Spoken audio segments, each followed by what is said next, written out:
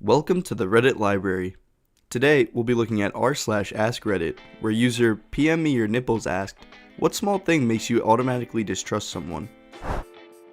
The way too hard handshake. A firm handshake is great, but some people make it weird.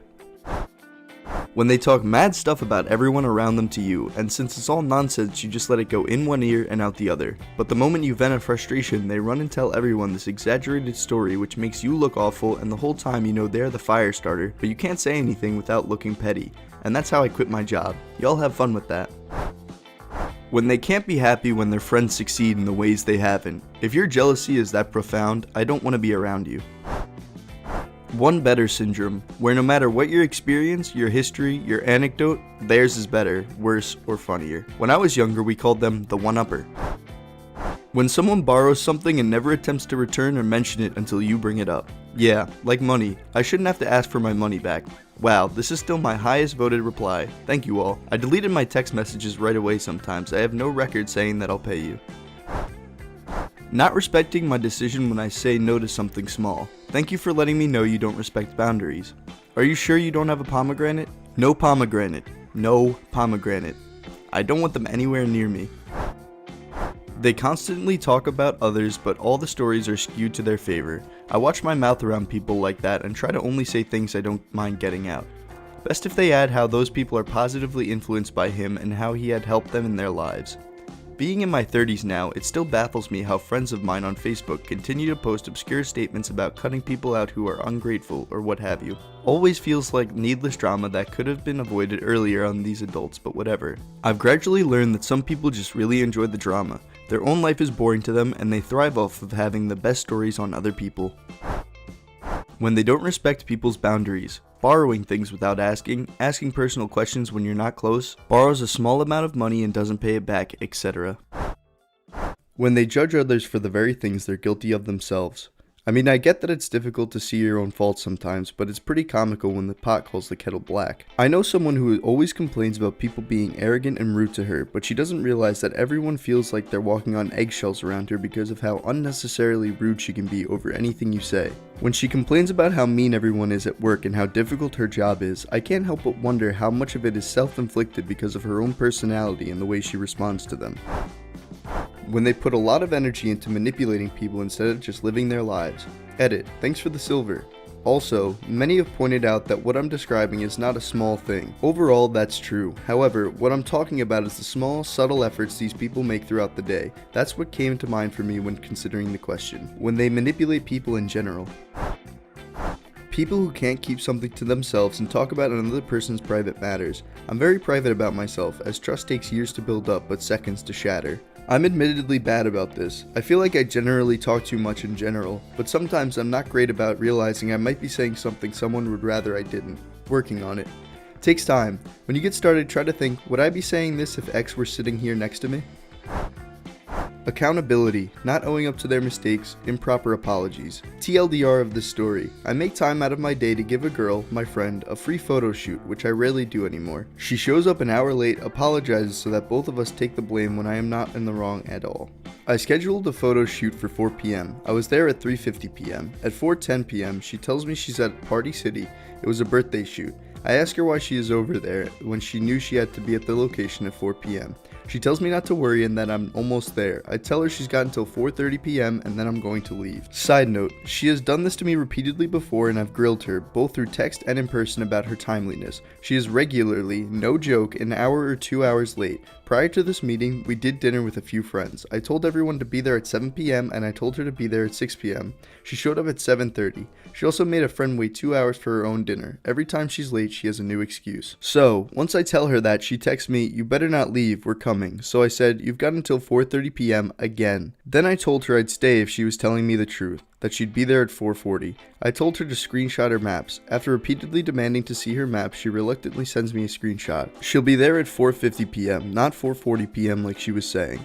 It was 4:27 p.m. when she sent that. I have been waiting for 40 minutes. I put my car into drive and I leave. She texts me 20 minutes later asking where I am. 2 days later she says, paraphrased, "I'm sorry, but next time don't schedule it so far for me. This is why I was asking if you could shoot somewhere else at 12. So everything is her fault, yet she doesn't even want to be held accountable for it. A half apology. I told her straight up how I felt. Please tell me I'm not crazy, everyone. Please tell me that I have the right to be outraged by this complete disrespect of someone else's time.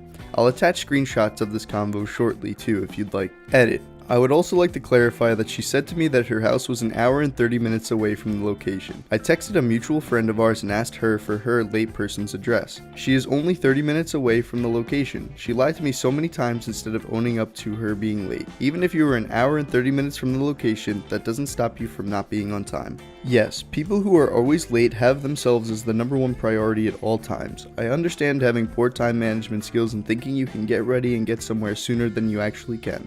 Or that occasionally stuff happens and makes you severely late. Just don't make excuses, own up to it, and update the people who are going to be waiting for you ASAP so they waste as little time of theirs as possible. Really though, I think people who deflect accountability for everything are definitely the least trustworthy. They will mess other people over and tell them it's their fault. They can rationalize doing basically anything.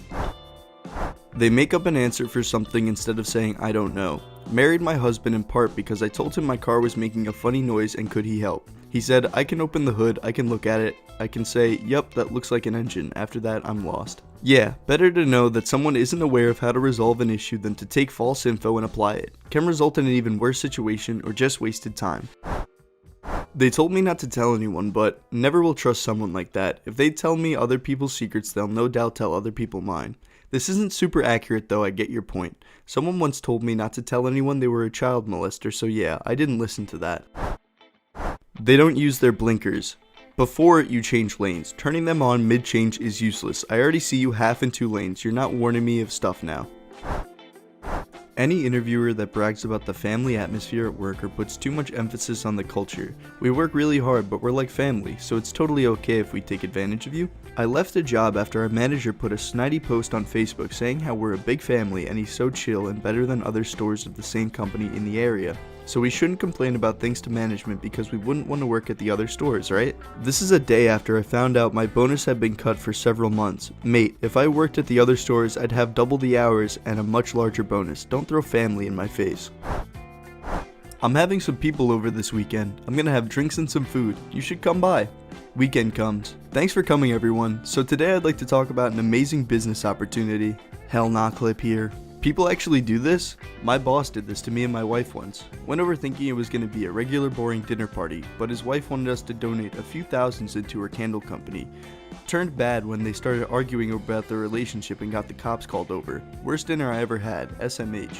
That one night, you made everything alright. Passive aggression, e.g., instead of telling me what the problem is, doing a bunch of petty stuff seemingly to retaliate and expecting me to know why. Someone who constantly interrupts, or someone who talks too much and then visibly turns off when it's not their turn to talk. I work with someone who does this. She will flat out walk away if you're talking, even though you stood and listened to her rattle on about it, and then repeat herself later because you didn't have the desired reaction the first time. She reminds me of my child. She's 53. I don't trust physicians who never say, I don't know. The most dangerous physicians are the ones who make a bad call and then defend it with all their might. Those who answer a question incorrectly with supreme confidence. If a doc occasionally says, I don't know, let's look it up, then I know I can trust her/him. Let's look it up. Doctor types WebMD into Yahoo search bar, starts sweating profusely. Yeah, I wouldn't trust anyone who uses Yahoo either. If you make a snarky or rude comment to me disguised as something neutral or helpful, only something I've encountered with other women honestly, it's something you pick up on if you pay attention, but it's usually really subtle. Here's an example to paint a picture. I was recently at a work event next to a chocolate fountain talking to one of my male coworkers, friends for a couple years, totally platonic. And while his back is turned from me for a minute, this woman, who I've never spoken to but see around work, walks up to me and says, "You have chocolate on your face." I thought, oh crud, homegirl looking out, and asked where twice, and she ignored me despite being right next to me. I was standing by the fountain but hadn't eaten any chocolate, so I pulled my coworker friend over again and asked him if I had anything on my face, and he said no, check the mirror too. She made it obvious the rest of the event that she was into him and wanted me to step aside so she could talk to him. It all felt like such high school, let me assert my dominance to hide my insecurity stuff. I don't trust people who don't have the self-confidence to command attention or respect without being catty or bringing others down. That wasn't a Starky comment, that was a straight up lie. Do you have any things that automatically make you distrust someone? Let us know in the comments below for a chance to be featured in an upcoming video. Thank you for watching and don't forget to hit subscribe for more from the library. See you soon!